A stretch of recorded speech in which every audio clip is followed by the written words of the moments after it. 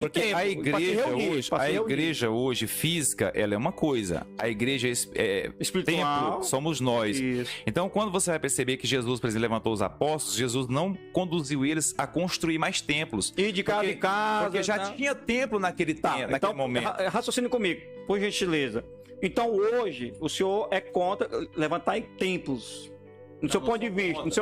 Também não sou contra. Então, o dízimo é para quê, pastor? O dízimo é oferta no século XXI, hoje, para canos. Se eu abrir uma igreja, para os meus seguidores, se é o pastor, vamos comprar o lote. De onde é que vai comprar esse lote? Coletas. A dinheiro, coleta. Porque isso é o correto. Não, mas não é. Para manutenção. Não, você não entendeu até agora. Porque, tipo assim, eu mostrei o contexto na lei que o dízimo ele tinha uma finalidade. Ele era para mediação.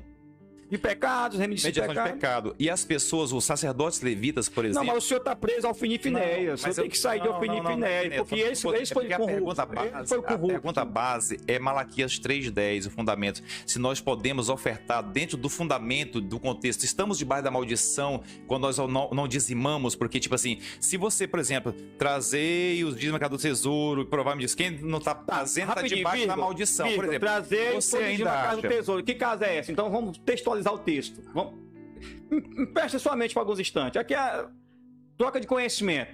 A Bíblia é a verdade. A Bíblia é a verdade? Sim. Né? Com certeza. Então, beleza. Trazer todo dízimo uma casa. Me explica que casa de tesouro é essa? Bom, beleza. Eu estou textualizando, verbalizando que é a casa de oração.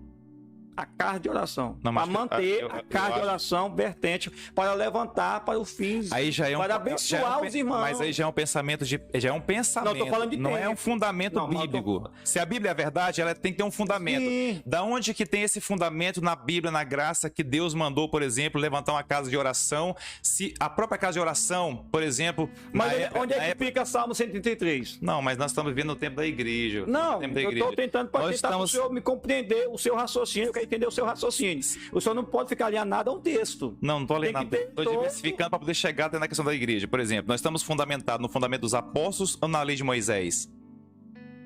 Pela lei de Moisés, que é mandamento, e na lei da graça.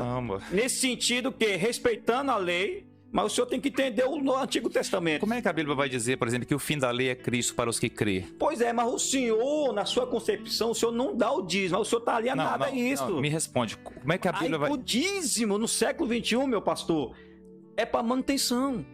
Não importa se o pastor vai roubar. O senhor pegou o texto do Ofinifinéias, corruptos. Homem, sacerdote a Deus. Isso, eu tava dando só um exemplo. Eu tô querendo colocar, tipo, aqui o fundamento de Malaquias 3:10, porque, tipo assim, a Bíblia vai dizer que todas as coisas que estavam na lei, que o fim da lei, o que significa a palavra fim? O fim da lei é Cristo para os que crê. Todos os dízimos da lei estava dentro de um cerimonial que ele se convergeria dentro do cerimonial de Cristo, de Jesus. Jesus passaria a ser o primeiro lugar, a primazia. Então, se o fim da lei é Cristo para os que crê, e a Bíblia vai dizer, Gálatas, Paulo vai falar o seguinte, que aqueles que quiser viver ou levantar a lei, porque tudo estava dentro da lei, da graça está caído, porque na graça é levantado o novo tempo da graça, de fato, para tudo que se vai fazer na vida, precisa de dinheiro. Não, sim, e eu vejo a economia gira, né? Eu vejo os apóstolos, por exemplo, ali, eles cumprindo o ID de Jesus de casa em casa. Tanto é que... Sem templo. Sem templo. Então deixa eu fazer uma pergunta pro senhor. Deixa eu compartilhar um pouco aqui também, para não ficar só o senhor trocando conhecimento. O que ele fazia? Ele ia de casa em casa. Sim. Ele curava. Ele comia o quê? Comia arroz, feijão, carne. Né? O que ele dava para comer, ele comia. Sim. Ficar e dormir, e como que ele te dá, e durma o que ele dá, e ora. Se tiver a pessoa enferma, ora e abençoa, não é verdade? Sim. Então ele dormia. Mas ali nas casas eles coletavam os dízimos das pessoas? Aí, nesse contexto, eu creio que sim. Na graça. Como é que ele vai viajar? Aonde na Bíblia... precisa viajar, pastor. Eu preciso de texto, eu quero saber do texto. Aonde na Bíblia, por exemplo, você vai perceber na graça... E como é que ele ia viajar, pastor? Escuta. Ele tá na casa da Eliane, depois sai da Eliane, vai pra casa do Júlio Salles. Não tinha as coletas? Tinha coleta. A igreja, ela fazia coleta de dinheiro. Tinha até tesoureiro, pastor. Verdade, tesoureiro, mas mexia com dinheiro. Mas o dízimo na Bíblia é uma coisa, dinheiro é outra coisa totalmente diferente.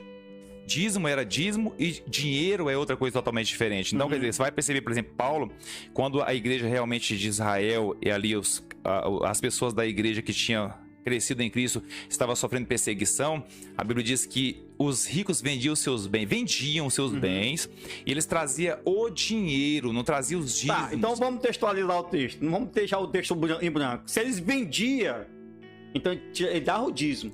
Mas aonde está falando que ele estava dando dízimo ali? Por quê? Mas assim, eu tô te pedindo não, raciocina comigo. Não é um raciocínio, é fundamento. Choricandaramanai, meu Deus, terra. Me mostra. Raciocina comigo. Se a pessoa vende a sua parte, oh glória. Esse é meu celular favorito. Se a pessoa pega e vende, naquela época o pastor tá certo. Eles, como é que ele dizimava? Ele pegava um chuchu, uma cebola, um quiabo, pegava uma lã, tá entendendo? E ofertava.